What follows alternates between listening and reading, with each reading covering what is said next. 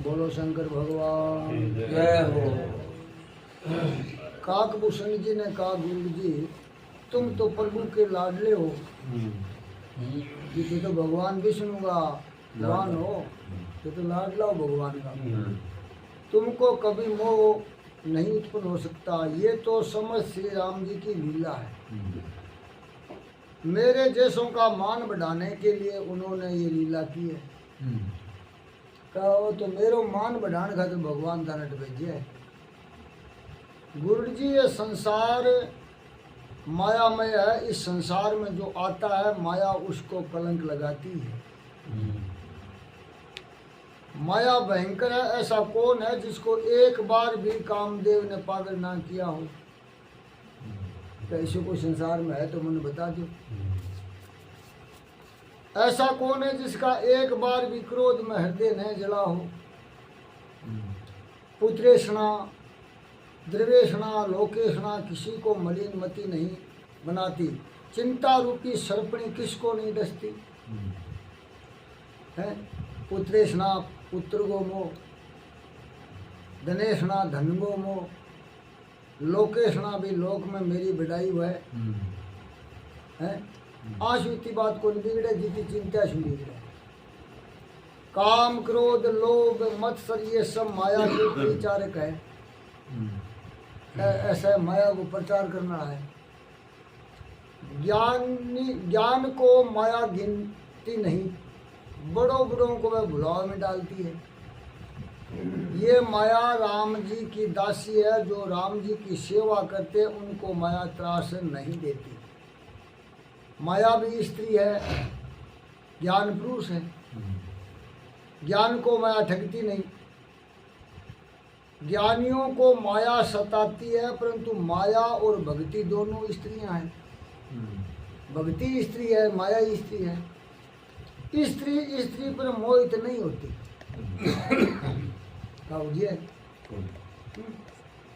भक्ति माया से मोहित नहीं होती, माया भक्ति से डरती है। जो भक्ति करता है माया उसको त्रास नहीं देती। कारण भक्ति राम जी को अति प्रिय है, जबकि माया राम जी की बिचारी दासी है। मोह ने नारी नारी के रूपा अर्पणिहारी ये रीति अनुपा। माया भक्ति सुनो तुम दो, नारी वर्ग जाने सबको। पुनि रघुवीर भक्ति प्यारी, और माया खलु नृत्य की विचारी। तो नृत्य किए गए। भक्ति ही सानुकूल रघुराया, ताते तई दरपति की माया। भक्ति से माया डर है। माया भगत को कष्ट नहीं देती, ज्ञानी को सताती। गुरु जी तुमको ही मोह हुआ हो ऐसा नहीं। एक बार माया ने मुझे भी त्रास्त किया था। काकभूषण जी का एक मेरे साथ नहीं हुई लड़ा।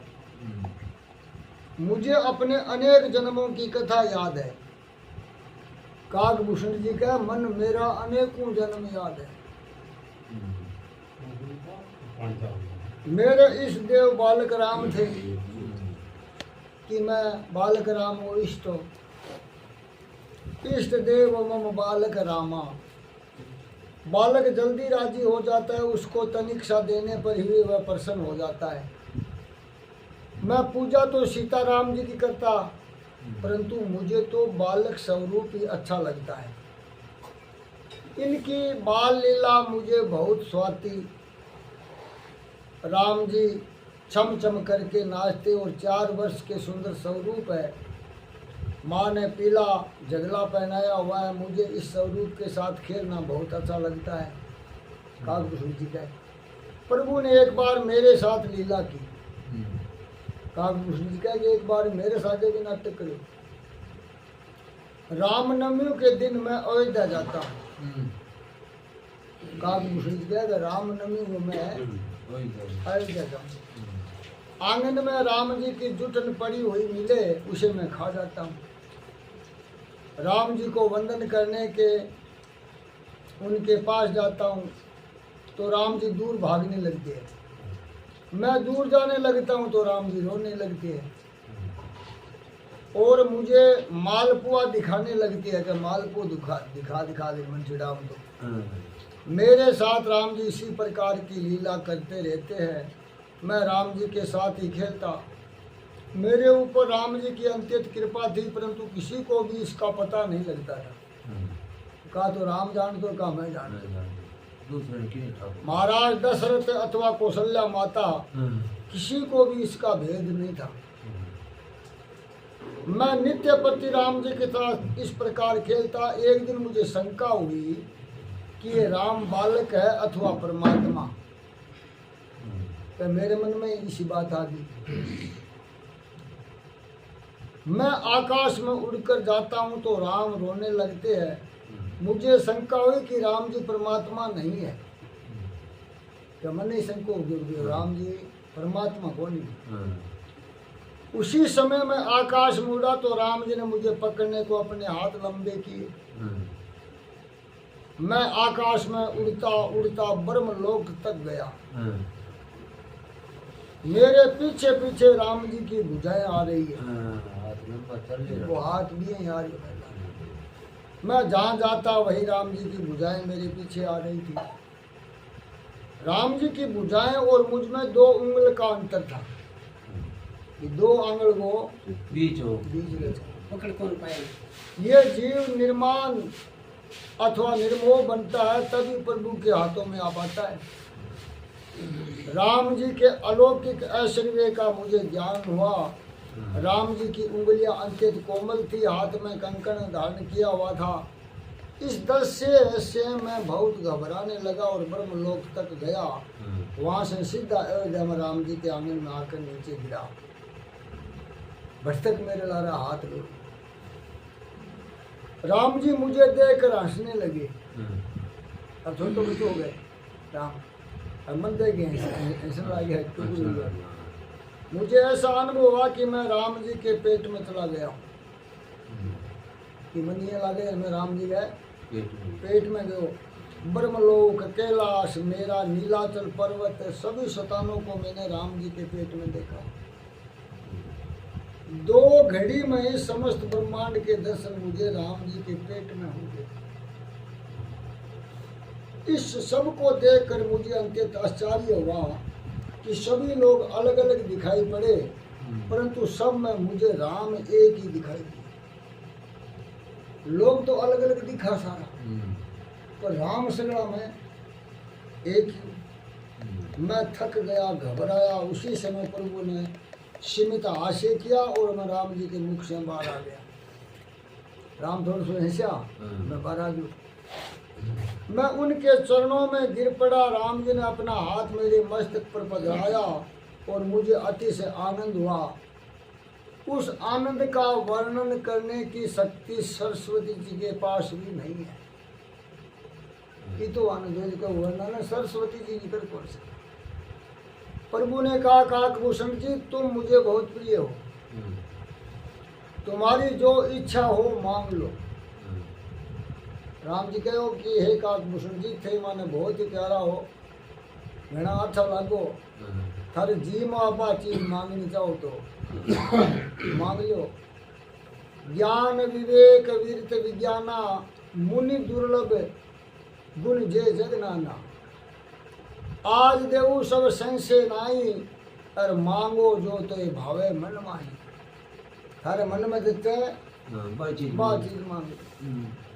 आज मैं तुझे दे दूं, ब्रह्मलोक का राज्य दे दूं, ज्ञान वैराग्य आदि जो कुछ मांगे वह सभी देने को तैयार हूँ। मैंने विचार किया प्रभु ने सब कुछ देने को तो कहा है, परंतु ऐसा नहीं कहा कि अनन्य भक्ति दे दूं। भक्ति देने को नहीं होते हैं। भक्ति रहित राम प्रेम रहित ज्ञान किस काम का। जिस ज्ञान में भक्ति नहीं वह ज्ञान का अंतकाल में धोखा देता है। भक्ति के बिना सब कुछ व्यर्थ है। सभी सद्गुणों की जननी तो भक्ति है। सारा सद्गुण शुभ कर्म जो भी है वह सब भक्ति से पैदा हुआ है। इन वास्ते अपन भक्ति करनी चाहिए। जहाँ भक्ति है वहीं समस्त सद्गुण आते हैं, जहाँ भक्ति नहीं होती वहाँ समस्त दुर्गुण आते हैं। बट अवगुण आवे। मैंने राम जी से मांगा कि मुझे अनन्य भक्ति दीजिए, राम चरणों में मेरी प्रीति रहे, सीता राम चरण रति मोरे, और अनुदिन बढ़हु अनुग्रह तोरे। राम जी ने मेरे मस्तक पर हाथ फेरे, बोले तू मेरे स्वरूप को अच्छी तरह जानता है, मेरे स्वभाव को भी जानता है।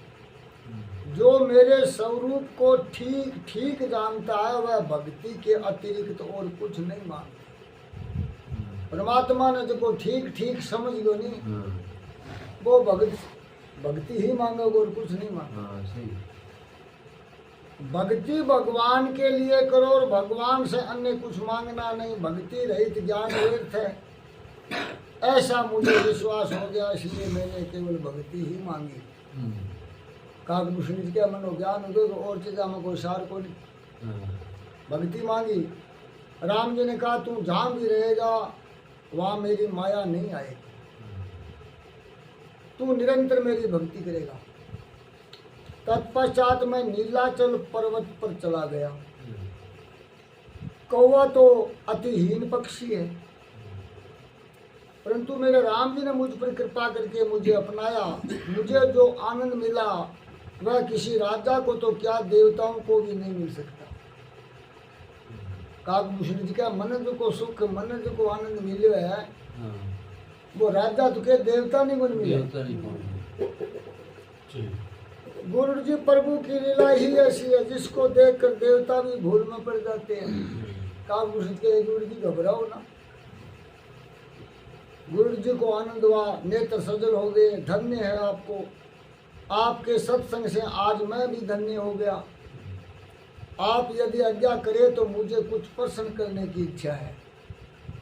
गुरु जी कह के थे आज्ञा दो, तो मैं कि पूछना चाहूँ। महाराज आप राम भक्त हो, मान ज्ञानी हो, समर्थ हो, भगवान शंकर भी आपकी प्रशंसा करते हैं कि शिव जी भी तारी बड़ाई करे। आप ऐसे श्रेष्ठ हो, फिर आपको काग का शरीर क्यों मिला? तो काग लोग क्यों थे? हैं? ये मिट्टी के लाल है भाई। इस देह को क्यों आप नहीं छोड़ देते? कल्प में सृष्टि का विनाश होता है, फिर भी आप अपना शरीर छोड़ते नहीं। कल्प पूरा सारी सृष्टि को नाश हुए, पर थर तो बाली बांगो को नहीं है। पिंडो ही सुखे मुँह है। इसका कारण क्या है? काकभूषण जी ने कहा अपने अनेक जन्मों की कथा मुझे याद है। कौवा का शरीर भले ही नीच गणना में हो, परंतु मुझे इसी शरीर में राम भक्ति मिली है, इसलिए मुझे ये शरीर छोड़ना अच्छा नहीं लगता। मैंने कोई शरीर में मिली है नहीं, वो मानव देह में मिली, कोई मैं मानव देह बहुत पाइएगा। इनका जप तप मख सम दम वर्त दाना, वीरति विवेक जोग विज्ञाना, सब कर फल रघुपति पद प्रेमा, तेई बिनु को न पावे क्षमा।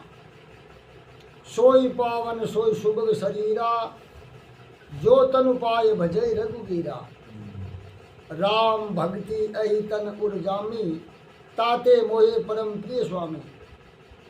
तजहु न तन निज इच्छा मरना, और तनु बिन भेद भजन नहीं वरना।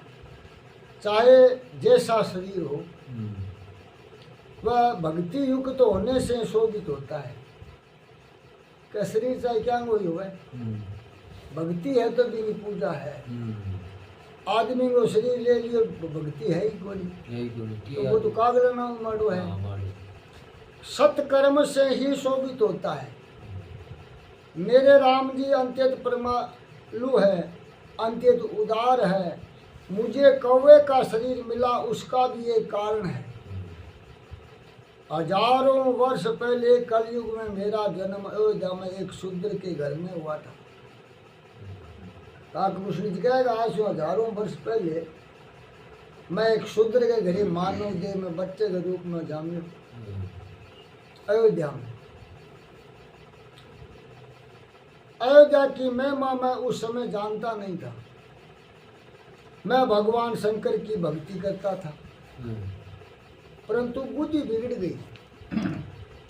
उस कारण अन्य देवताओं की निंदा करता था कि मैं शिव जी की तो भक्ति करता हूँ और बहुत भक्ति करता हूँ, पर और देवता हनुमान सारा निंदा करता हूँ। विष्णु भगवान के लिए खोटे वचन बोलता था। अनन्य भक्ति का अर्थ है इस देव का ध्यान करते हुए देह की शुद्धि भुला दी जाए।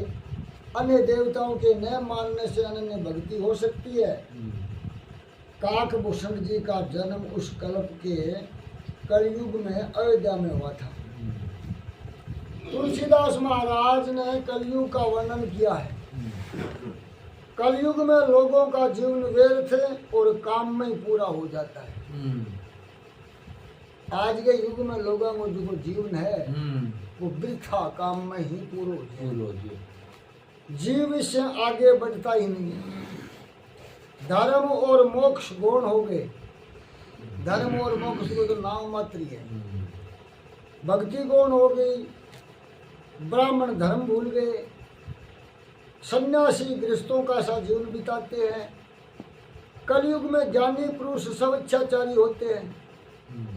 वह देखने में तो ज्ञानी है, लेकिन करे वे आपके जच्चे जी हैं। बातें अभेद की करती है, परंतु आंखों में भेदभाव भरा हुआ है। कलयुग के भोगी भी योगी होने लगे हैं।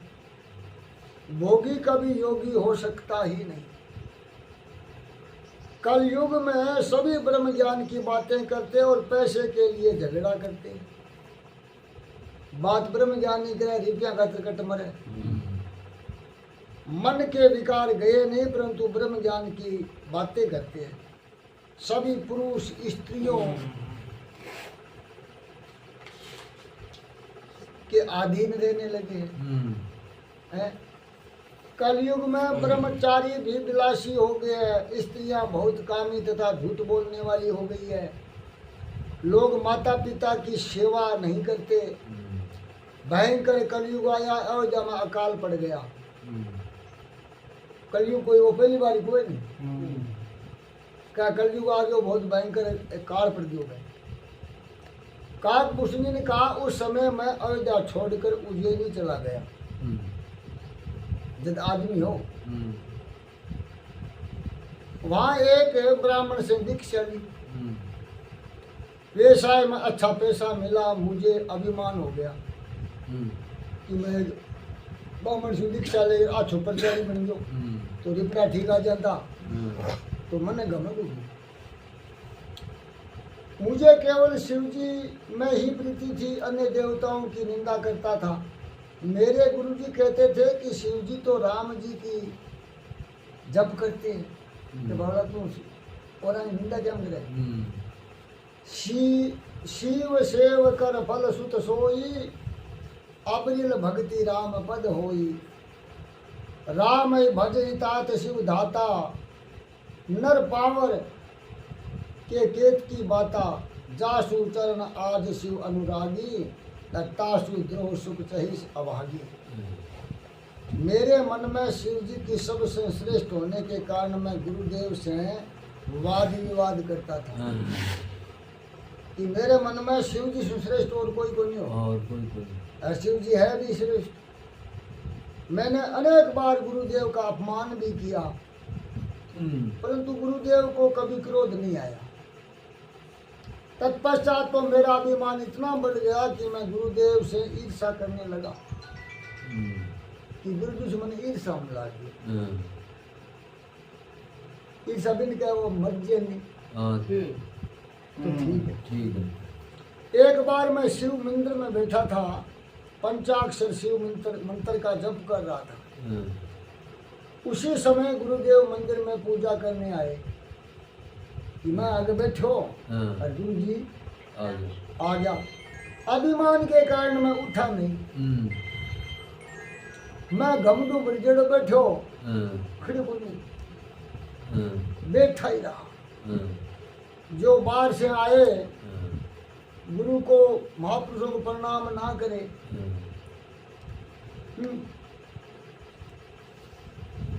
तो वो अजगर की जोन में जाता है।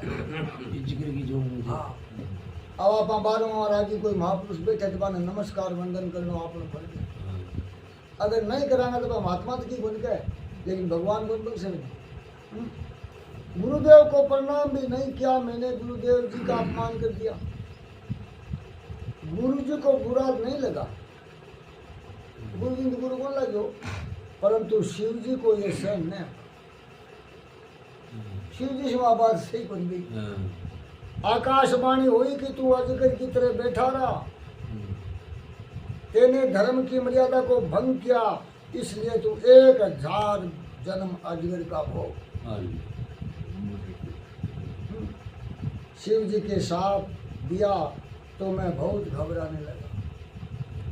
उस समय गुरुदेव ने शंकर की स्तुति की। गुरु महाराज शिव जी की स्तुति की महाराज वो की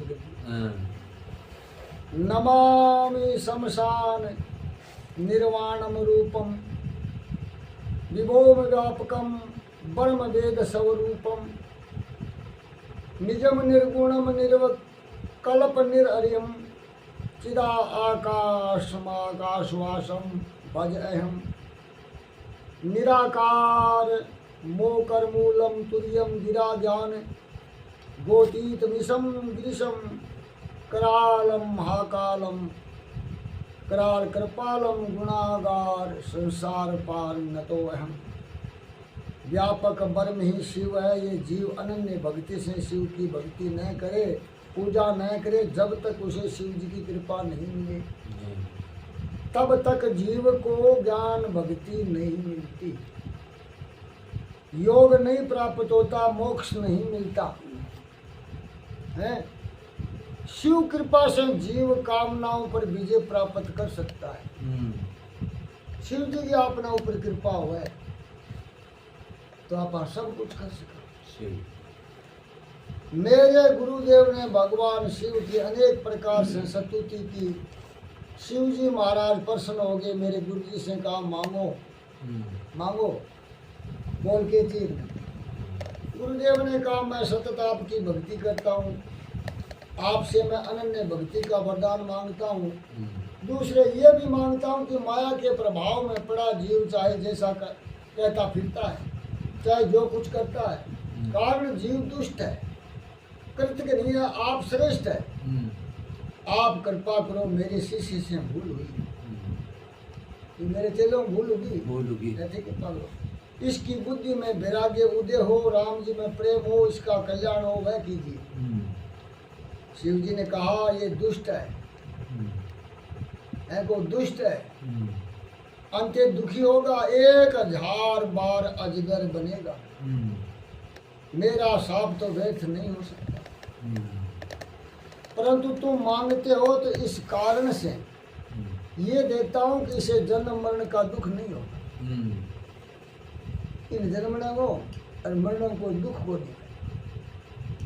1000 जन्मों के बाद में अयोध्या में ब्राह्मण के घर में इसका जन्म होगा। 1000 जन्म इजगर का भोगोगे, फिर ये ब्राह्मण के घर जन्म हो, तब इसकी राम जी में प्रीति होगी। गुरु जी मेरे 1000 जन्म हुए, अनेकों जन्मों में भ्रमित रहा, परंतु अपने गुरुदेव की शांति मूर्ति में भूल नहीं सका। 1000 बार अजगर योनि में जन्म मिला, परंतु गुरुदेव की कृपा से जन्म मरण का भी दुख मुझे प्राप्त नहीं हुआ। हजारों जन्मों के पश्चात अयोध्या में एक ब्राह्मण के घर में मेरा जन्म हुआ। जन्म से ही सीता राम जी में प्रेम था। एक ब्राह्मण के घर जन्मा में सीता राम जी में मेरा प्रेम था। बाल्यावस्था से मुझे भक्ति का रंग लग गया। मेरे मन में ऐसी भावना जागृत हुई कि अपने राम जी के दर्शन प्राप्त हो, अपने राम जी की भक्ति करूं। मेरे पिता ने मुझे पढ़ाने का बहुत प्रयत्न किया, परंतु मुझे पढ़ने लिखने से प्रेम नहीं होता था। प्रत्येक अक्षर में मुझे राम जी दिखाई देते थे। भक्ति का अर्थ है भगवान के स्वरूप में आसक्ति, अलौकिक रूप में आसक्ति, यही माया है। मैं बालक था तब से राम जी में मेरी आसक्ति थी, मैं पढ़ लिख न सका। मन ते सकल वासना भागी, केवल राम चरण लय लागी। कहू खदेश अस कवन अभागी, अर खेरी सेव सुर धेनव त्यागी। प्रेम मगन मोय कछु नहीं होई, और हो रे पिता पढ़ावे पढ़ोई। मेरे माता पिता ने शरीर त्याग दिया, फिर तो मैं राम जी का ही हो गया। आसक्ति का एक धागा था वह भी टूट गया। फिर तो मैं ऋषियों के आश्रम में जाता था, निरंतर राम नाम का जप करता था, संतों की सेवा करता था, राम जी का ध्यान करता था। एक बार मैं मेरू पर्वत पर गया, वहाँ लोमस ऋषि विराजते थे। लोमस ऋषि ने मेरा स्वागत किया। मैंने लोमस ऋषि ज्ञानी थे, थोड़ी सी राम कथा कहकर फिर ब्रह्म ज्ञान की बात करने लगते। मुझे वह ठीक नहीं लगती। क्या वो ब्रह्म ज्ञान तो रह गया, मन तो राम की कथा सुना, राम की कथा सुना। परंतु लोमस ऋषि व ब्राह्मण ज्ञान का अधिकारी है ऐसा समझकर मुझे ब्रह्म ज्ञान का उपदेश करते थे। अब लोमस ऋषि समझे वो छोड़ो ठीक है, इन ब्रह्म ज्ञान सुना तो वो ज्ञान पकड़ जी, पर मन तो अच्छी बोलना लगे, अच्छी बोला पकड़ा। मैंने कहा मुझे निरंजन निराकार की बातें नहीं सुननी, मुझसे मेरे राम जी की ही कथा कही। राम की कथा सुनी। लोमस ऋषि के ब्रह्म ज्ञान का खंडन करने लगा। ज्ञान की अपेक्षा भक्ति श्रेष्ठ है, इस प्रकार मैं उनसे वाद विवाद करने लगा। अब ऋषि के साथ लोमस ऋषि को मेरी बात पर क्रोध आ गया। ऋषि आप मुगल हो गए। मैंने कहा क्रोध तो द्वैत में उत्पन्न होता है, क्रोध तो मन आवाज का दो भाव है। अद्वैत में क्रोध किस प्रकार हो सकता है? आप बात तो अद्वैत की करते हैं, परंतु तुम्हारे रोम रोम में द्वैत भरा हुआ है। आप राम जी की कथा कहो, राम जी के साथ प्रेम करो, आपका हृदय पे मिलेगा। उस समय ऋषि का क्रोध बहुत बढ़ गया। उन्होंने मुझे साफ दे दिया कि तू कौवे की तरह बोलता है, तू कौवा हो जा। काग लगते हैं, कद लगे दुकान जा, काग लो बन जा। इस कारण से मैं कौवा बना, श्राप दे दिए। परंतु साप दिए जाने पर भी मुझे लोमस ऋषि के प्रति कुभाव जागृत नहीं। मेरे राम लोमस ऋषि में भी थी। मेरा कल्याण करने के लिए मेरे राम जी ने ऐसा किया है, ऐसा ही भाव मेरे मन में रहा। मैंने ऋषि को प्रणाम किया और कहा भले ही मैं कौवा हो जाऊं, परंतु मेरी भक्ति राम जी में ही रहे, ऐसी कृपा कीजिए। एक कृपा कर दे महाराज, मेरी भक्ति ना जाए नहीं। मुझे राम जी की कथा सुनाइए, मुझे राम जी का दर्शन हो सके ऐसा उपाय बताइए। ऋषि का हृदय पिघल गया। ऋषि ने बताया निकाल लो बना के फेरियो तो ऋषि को। उन्होंने सोचा मैंने इसे साथ दिया, उस पर भी ये मुझे प्रणाम कर रहा है। भक्ति बिना ज्ञान में शीतलता आती नहीं। लोमस ऋषि को पश्चाताप हुआ कि मैं अद्वैत की बात करता हूँ, परंतु फिर भी मुझे क्रोध आ गया। धन्य है यह जीव। ऋषि ने मुझे राम मंत्र की दीक्षा दी और मुझे राम कथा सुनाई। लोमस ऋषि ने कहा शिव जी की कृपा से ये रामायण मैंने तुम्हें सुनाई है। शिव सदगुरु है, सबके आचार्य सदा शिव है। जो कथा किस प्रकार शिव जी ने लोमस ऋषि को सुनाई थी, वही कथा उन्होंने मुझे सुनाई। गुरु जी ने प्रश्न किया कितने लोग ज्ञान को श्रेष्ठ मानते हैं, कितने लोग भक्ति को श्रेष्ठ मानते हैं, सो आप कृपा करके बताइए। बोलो शंकर भगवान जय हो, जय हो।